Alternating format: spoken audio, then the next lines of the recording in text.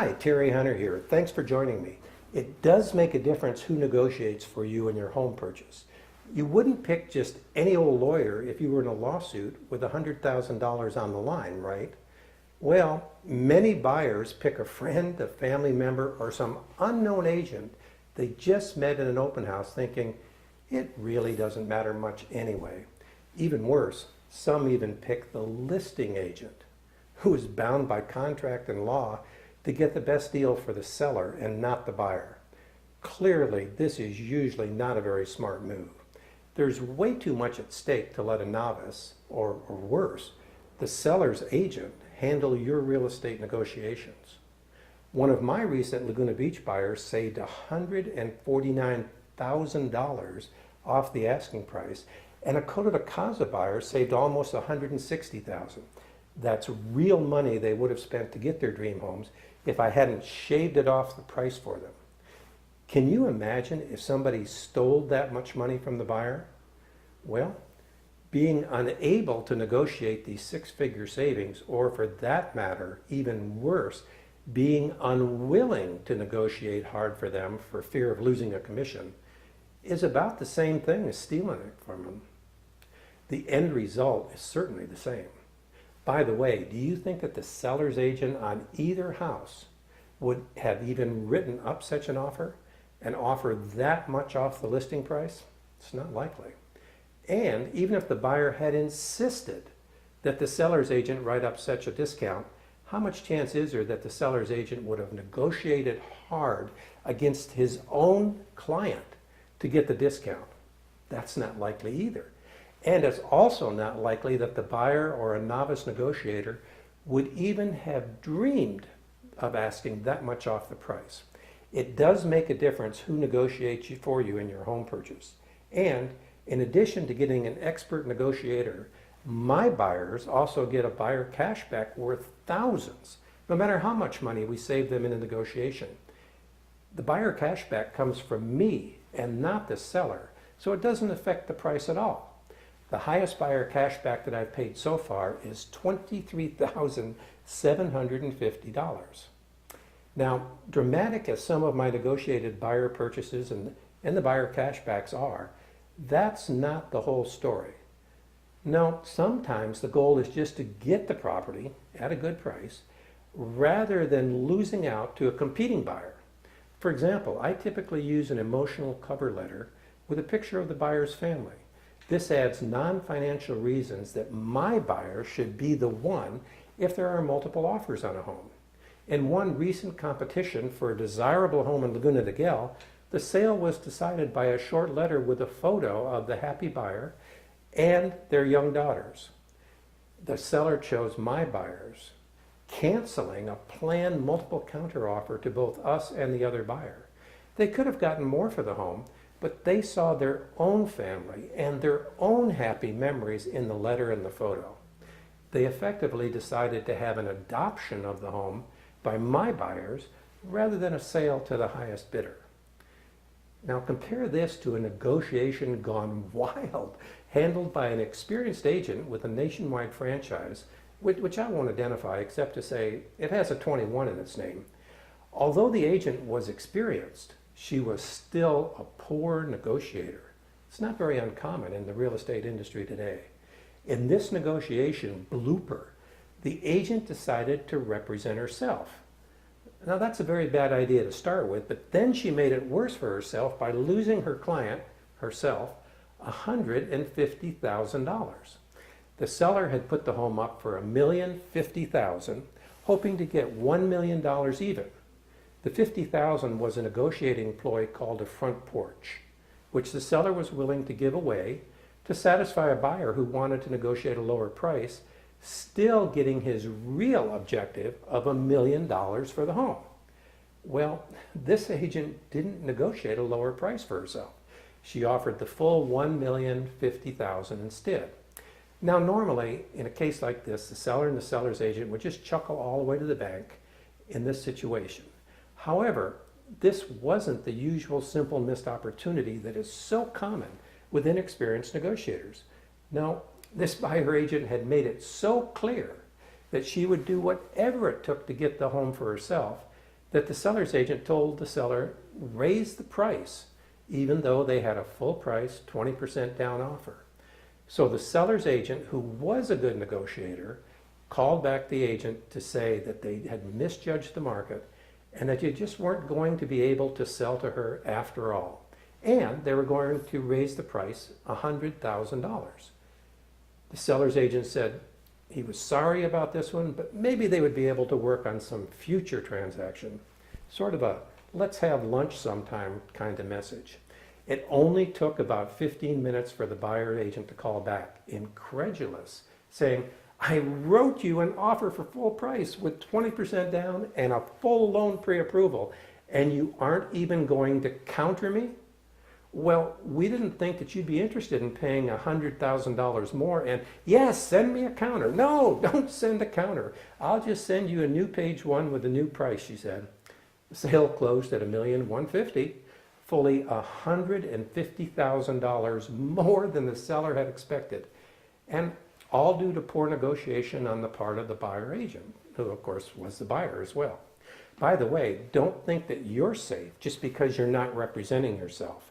In this topsy-turvy market, agents may not aggressively work hard for you because they just need to close any old deal to pay the rent, maybe even last month's rent.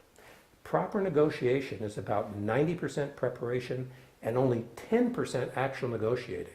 Most agents don't have a plan at all, and if they desperately need a commission, they may not work very hard to get a great deal for you because they're afraid the sale won't fly and they won't get paid at all. You've got to have a broker on your side that has his eye on the long run, not on doing whatever it takes to get a commission today. My orientation is on helping you for life and helping all your friends and family too. I know when I take great care of my clients, I prosper. Having me as your agent for buying a home is a very low hassle experience for a lot of reasons. One reason is my experience. This is not my first rodeo, and I seldom get blindsided by seller or seller agent or escrow shenanigans.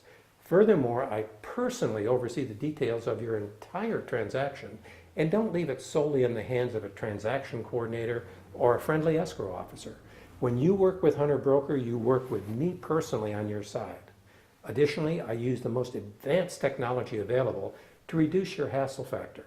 A good example of this is using electronic signatures. With electronic signatures, it'll take you only about 3.5 minutes to put in an offer, rather than meeting with me and burning up half a day to do it. Naturally, before we write an offer, I will already have gone over the values in the neighborhood with you, just like I would for a seller thinking to sell his home. And then with electronic signatures, it's just a matter of clicking on a PDF to sign the offer. You can't miss any necessary signatures or initials either. The system automatically takes you to each place on the offer where you need to sign or initial. This will save us hours and untold hassles. We're located in Orange County, California, but even if you're not buying locally, we are part of a nationwide network and we can still introduce you to a trusted agent in your locale, one who will take good care of you. So give us a call even if you're not located locally here. Even if you are buying in Orange County, we understand that everybody who would like to work with us cannot, perhaps for fear of being excommunicated from the family if they don't work with that niece or brother-in-law with a real estate license. Or maybe it's a little closer to home and the motivation is divorce avoidance. In any case, whether you work with us or not, I promised you a free $1,000 tip that has saved my buyers thousands of dollars. It saved one of them almost $8,000 in a transaction. That's coming up next. This tip, this $8,000 savings that one of my buyers got with it, can be used by any agent, no matter how inexperienced they may be or how bad a negotiator they are. 99.8% of buyers agents do not use this tip, but they can do it if only you tell them what you want.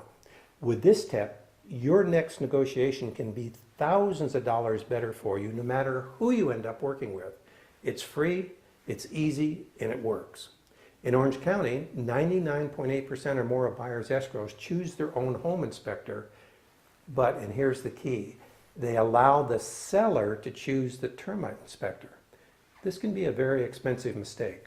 With my buyers, I use our own trusted and very picky termite inspector for a second opinion.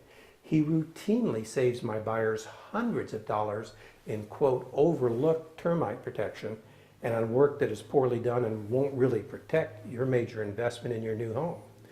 More damage is done by termites and dry rot than all the fires, earthquakes, landslides, and other natural hazards all put together.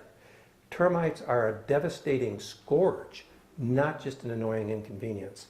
In one case, the seller's termite company missed subterranean termites, which can be very destructive, and it cost the seller another $600 to take care of the problem. After the termite company fixed it, we re-inspected and found that they had done it wrong. They had to redo the work without any charge to my buyer, of course. In another case, the seller fired his first inspector and got a, quote, clear report from another one who was a buddy of the seller's broker. We had to get the pest control board involved on that one, but in the end, that termite inspector had to rebuild part of a deck, costing him and not my buyer over $2,200. In the $8,000 case, the termite report was from a large termite company, and it was clear. Nevertheless, our inspector found that there were drywood termites, subterranean termites, and dry rot, the big three. The cost to correct was nearly $8,000, and the seller had to have the work done at his expense and not at my buyer's expense. As you might expect, it takes a little finesse to handle this. Usually, the listing agent gets to choose the termite company. If you insist on using your own inspector, you may not get the home, especially if there are other offers. So what to do? Well, the answer is simple. It's right in the California Association of Realtor Contract, used by nearly all the agents in California. That contract allows you to have virtually anybody inspect the home on your behalf during your buyer inspection period.